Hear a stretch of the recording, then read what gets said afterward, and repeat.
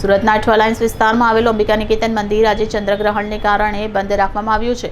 દરવાજા બંધ હોવા છતાં ભક્તો મંદિર બહાર પહોંચી બહારથી જ માતાજીના દર્શન અને પ્રાર્થના કરતા નજરે પડ્યા હતા। જોકે દરવાજા બંધ હોવા છતાં અનેક ભક્તો મંદિર બહાર પહોંચ્યા હતા અને બહારથી જ માતાજીના દર્શન કરી પ્રાર્થના કરતા જોવા મળ્યા હતા। ભક્તોની સગવડ અને સલામતીને ધ્યાનમાં રાખી મંદિર સંચાલક ચંદ્રિકાબેન અંબિકા દ્વારા સ્પષ્ટતા કરવામાં આવી હતી કે આવતીકાલે સવારે મંદિર નિયમિત સમય પ્રમાણે ખુલશે અને ભક્તો સરળતાથી દર્શન કરી શકશે। મંદિર સંચાલન તરફથી ભક્તોને અપીલ કરવામાં આવી હતી કે તેઓ આવશ્યક ભીડ ન કરે અને કાલે સવારે નિયમિત સમય આવી દર્શનનો લાભ લે। નોંધનીય છે કે આજે મંદિર બંધ હોવા છતાં કાલે સવારે માતાજીના દર્શન કરવા માટે ભક્તોમાં ઉત્સાહનો માહોલ જોવા મળી રહ્યો છે। જી બા, આજે મંદિર બંધ છે તો કઈ પ્રકારનું આજે મંદિર બંધ છે?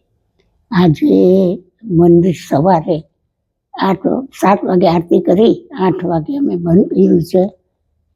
ચંદ્રગ્રહણ હોવાથી અત્યારે 7:30 થી વેટ લાગી ગયો। રાત્રે 7:30 વાગે પટશે ગ્રહણ।